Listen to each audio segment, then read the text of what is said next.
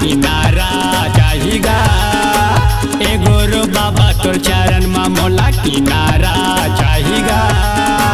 जिंदगी नहीं मिले दोबारा बाबा तोर सहारा चाहिएगा। जिंदगी नहीं मिले दोबारा बाबा तोर सहारा चाहिएगा। ये गुरु बाबा तोर चरण में मोला किनारा चाहिएगा। ये गुरु बाबा तोर चरण में मोला किनारा चाहिएगा। जिंदगी नहीं मिले दोबारा बाबा तोर सहारा चाहिएगा। जिंदगी नहीं मिले दोबारा बाबा तोर सहारा चाहिएगा।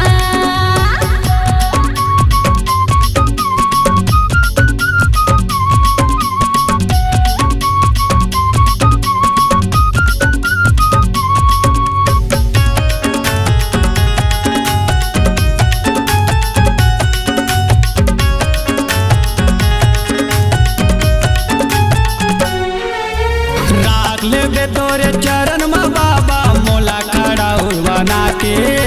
मोला खड़ा हो बना के सदा पर रही हो चरण में बाबा तोरे गुरु सेवक बन के। तोरे बाबा सेवक बन के।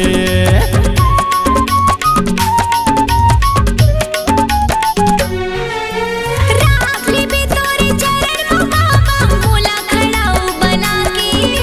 मोला खड़ाऊ बना के सदा परी रही हो चरण में बाबा तोरे गुरु सेवक बन के। तोरे बाबा सेवक बन के। नहीं मिले दोबारा सासा बाबा तोरे दर्शन चाहिएगा।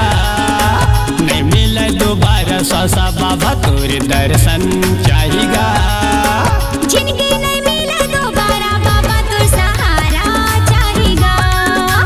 जिंदगी नहीं मिले दोबारा बाबा तोर सहारा चाहिएगा।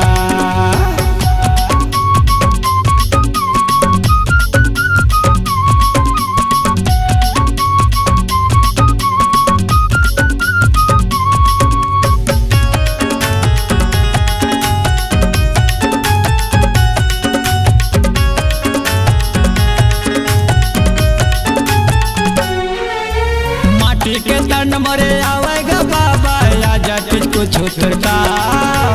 आजा तुझको छोतर का। जिंदगी भर बाबा रटत रहेगे गुरु बाबा तोरे नाम। घासी बाबा तोरे नाम।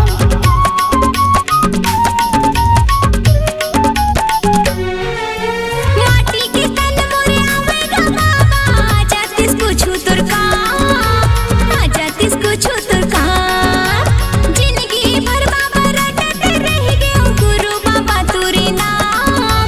घासी बाबा तोरे नाम। माटी में मिले से पहले बाबा तोरे भजन गालूंगा। माटी में जाए से पहले बाबा तोरे भजन गालूंगा। जिंदगी नहीं मिले दोबारा बाबा तोर सहारा चाहिएगा। जिंदगी नहीं मिले दोबारा बाबा तोर सहारा